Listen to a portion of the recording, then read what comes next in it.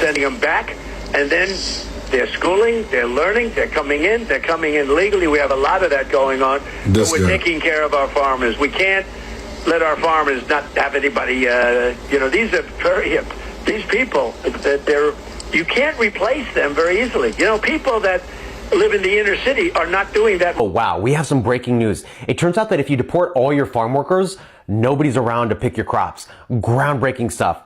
This New York Times article by Linda Chu reports that the Trump administration, the same people who promised a 100% American workforce with higher wages and better benefits, just quietly filed government paperwork admitting their crackdown is causing, and I quote, significant disruptions to production costs, threatening the stability of domestic food production.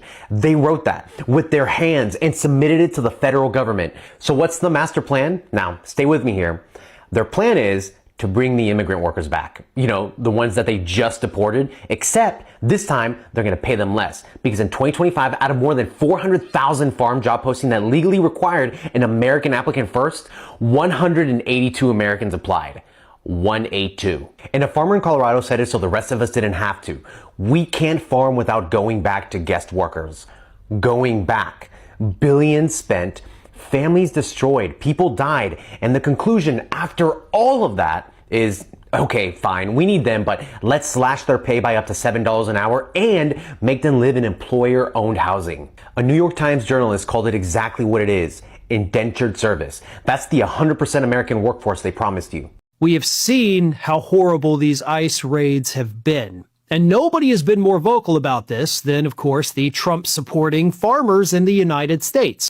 Because these ICE raids have basically decimated their entire workforce because the only people they could really get to work for them were foreign migrants because Americans did not want to take those jobs. And that has been the story for decades here in the United States. So, back in October, the Trump administration effectively acknowledged, yeah, we kind of screwed you guys. So here's what we're gonna do. Just don't tell anybody because the hardline anti-immigrant MAGA racists will be super pissed. And it's this. The Trump administration looked at the farm worker labor shortage and they thought, uh-oh, you guys are screwed because we're getting rid of all the migrants. So we've got a solution on how you can get more workers. And the farmers are like, great, we're all ears. What do we do? And the administration said, bring in migrants. And I'm sure the farmers thought like, whoa, wait a second. I mean, we're okay with that, but you got rid of all those people. And now you're saying that to solve those people being gone, I just bring in those people again. So that's your solution, is to just make me hire the people that are already too scared to come into the country because they think you're going to just deport them again. And the administration was effectively like, yeah, sounds about right. I mean, we screwed up, so just, bring them back. So now the Trump administration wants migrants back, right? Farm labor back because apparently we can't seem to find enough farm workers to work our own crops. It's funny because we deported them all because we wanted to make jobs for Americans. So what happened to all that, President Trump? You realize that our own American citizens, born and raised here, are so lazy that they refuse to do jobs that these migrants did. And now you're quietly trying to put them back into the system so they can go in there and work on our crops, or our food price is going to go astronomically really high.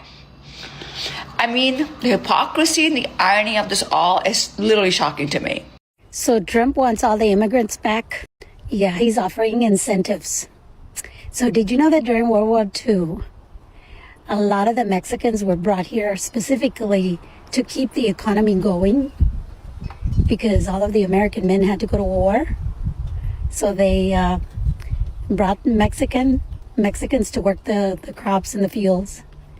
And they were also offering them citizenship, especially for their language skills. And so here we are again in the same situation. What do you think is going to happen? Because Trump's already offering incentives for immigrants, even though we've already spent $45 billion on getting them out. Jeez, he needs to make up his mind. Hello, guys, and welcome to Ruth Reaction, where we bring an outsider's view with insider clarity. The headline practically writes itself. White Americans are stunned, but DT wants immigrants back. Now, at first glance, that sounds confusing, even contradictory. For years, the message has been clear: tougher borders, stricter enforcement, fewer undocumented immigrants. And that message resonated with millions, especially those who felt immigration was taking jobs and putting pressure on wages. But now, something unexpected is happening. Before we go further, full credit to the original creators. You'll find all their links in the description below. For now, let's roll a few clips, and I'll be right back with more. Oh, dudes, you cannot make this up. You cannot make this up. Demented Donnie has done one of the most ridiculous things ever.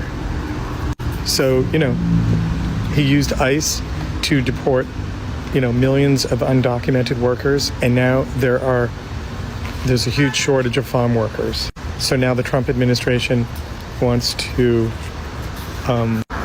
negotiate and create a visa for undocumented workers who want to work on farms to come back to work. Okay. Like, you can't make this up. So it's like they did all those raids and caused all that trouble and deported, thousands of undocumented workers, and now the Trump administration is offering to bring them back into the country under a special visa program so they can work on farms again because there's a shortage of farm workers. All this created by Trump. And we all told you so. We all told you this was going to happen. He was going to deport these people. He was going to create a shortage and wreak havoc on the farming system, which he did. And now the farming system needs help or we're doomed. And so he's going to let the undocumented workers come back. Oh my God. Racism is very expensive, and it rarely ever benefits anyone in the nation to enact racist policies, racist laws, or operate from a racist point of view. The Trump administration is currently looking to address the farm worker shortage in America by allowing farmers to bring back migrant workers. You heard that correctly. The same migrant workers that the Trump administration were harassing, rounding up, putting in detention centers, and going and raiding farms last year. Well, he says that we need to bring them back. It's almost as if they were functioning members of society that were contributing to the overall sustainability, economy, and access to this country. This is happening because Donald Trump's administration, they said that if we deport all migrant workers, there will be more jobs for Americans. The job market will be 100% American, and people will have higher wages. What has happened? Most Americans do not want to work on farms, especially young ones. And that's always been the case for this country. And those farmers who are here are old, and a lot of other people are just too scared to go to work. So they are augmenting their visa programs with the H-2A visa program. This is so crazy for several reasons. It's because this was always what migrant workers did. The farmers, those people who worked, they paid taxes. They never even received benefits from the taxes they paid into the economy. And they allowed people to have access to fresh foods and access to goods in this country. Now the administration quietly is admitting that they're wrong. They'll never make a public declaration of this, but this is why we say racism is expensive. Across the United States, especially in rural farming communities, a very different reality is starting to unfold. One that's forcing a serious rethink of how immigration and labor actually intersect. Farmers are struggling. Crops are being left unharvested, and the backbone of America's agricultural system is beginning to show cracks. So, what changed? The answer is simple, but also complicated. Labor shortages. Over the past year, large-scale deportations and stricter immigration enforcement have significantly reduced the number of migrant workers, especially in agriculture. These are jobs that have historically been filled by immigrants, many of them undocumented. People willing to take on physically demanding work, long hours, and extreme conditions. And now, those workers are gone. Farmers in states like California, Texas, and Florida are reporting severe shortages. Some say they simply don't have enough hands to harvest crops. Others are cutting back production because they know they can't bring everything in on time. And when crops aren't harvested, they don't wait. They rot. That means lost income, wasted food, and rising prices. Because when supply drops, costs go up. So this isn't just a farming issue anymore. It's an economic issue, a food security issue, and yes, a political issue. Agriculture groups are already sounding the alarm. If nothing changes, entire harvest cycles could be disrupted, small farms could collapse, and consumers could feel it at the grocery store. Now here's where things get interesting. Reports suggest that DT's administration, or at least policy advisors aligned with his approach, are now exploring ways to bring migrant workers back into the system, not through open borders, but through controlled programs, like temporary work visas. In other words, the same system that pushed workers out may now be trying to pull them back in. And for many Americans, that feels like a contradiction. If immigrants were taking jobs before, why are they now being invited back? If the goal was to reduce reliance on migrant labor, what changed? The reality is, the labor market has spoken.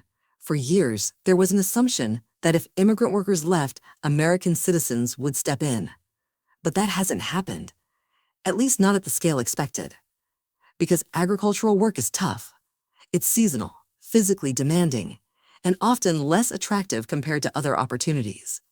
And so, the gap remains. Trump administration is now counting on migrant workers to help fix the labor shortage hitting American farmers. I'm Major League, and this is news you need to know. The New York Times is reporting that President Trump is now considering a plan to allow farmers and business owners to vouch for undocumented staff to keep them from being deported. This comes after agricultural leaders and officials like California Governor Gavin Newsom warned that the industry is being hit hard by labor shortages due to ICE raids and the Trump administration's immigration policy. And I'm sure you'll be surprised to learn that the MAGA supporters that have spent the last year relentlessly thirsting for mass deportations have proven to be unwilling to get in these fields and take these low-paying jobs on U.S. farms. Under the proposal the Trump administration is considering, workers who have no criminal record could receive a pass to stay in the country if their employers advocate for them. The administration is reportedly working on the specific details of this legislation to ensure that those businesses stay functional. It is important to point out that this measure would allow private employers to decide who gets to stay and who gets to leave. This dramatically changes the power dynamic between workers and bosses. So instead of just ceding the point that immigrants are actually vital to our economy, they are now putting these undocumented workers' citizenship status in the hands of corporate farmers and bosses. Have you seen this? You let social media tell that Donald Trump's racist chickens have come home to roost. And after countless deportations of migrant field workers, the field workers and their families are no longer the only ones being affected by these deportations, but also the food chain as well as the farmers themselves.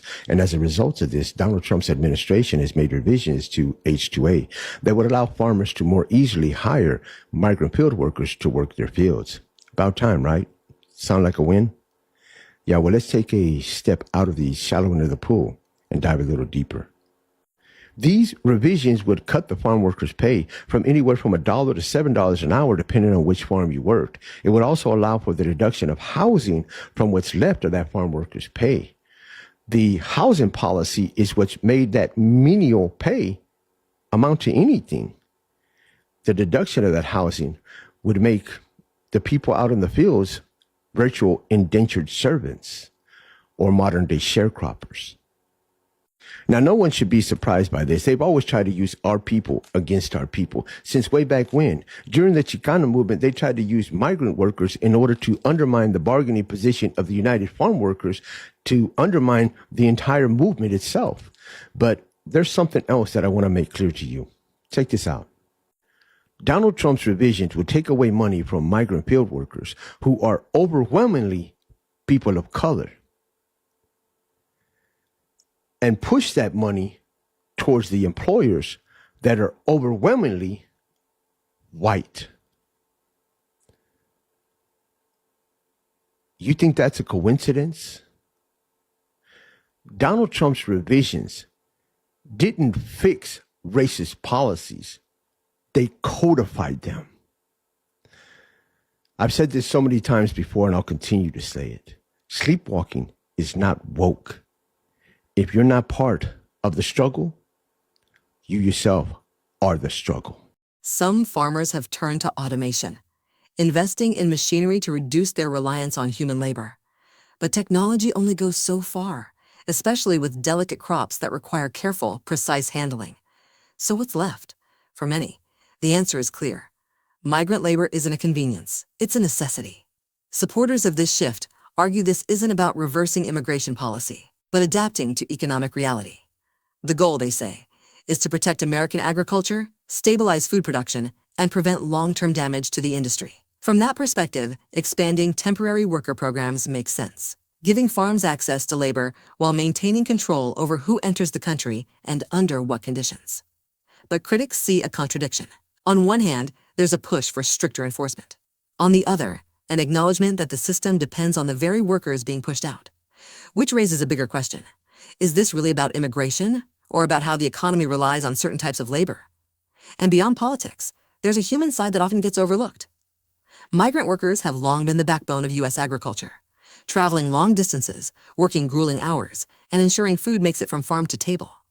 Yet many operate in the shadows, with limited protections and uncertain futures, and the impact doesn't stop at the farm.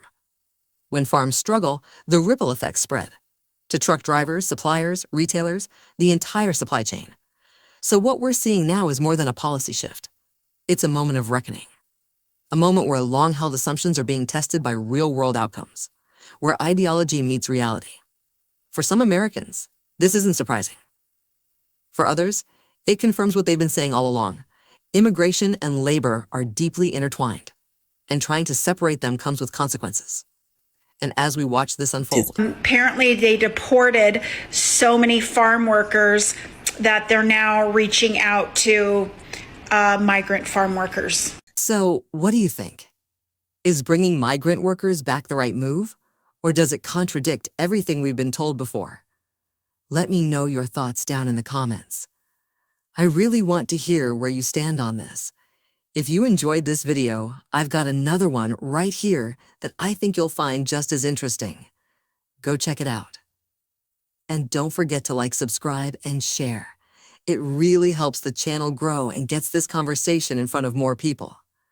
Thanks so much for watching, and I'll see you in the next one.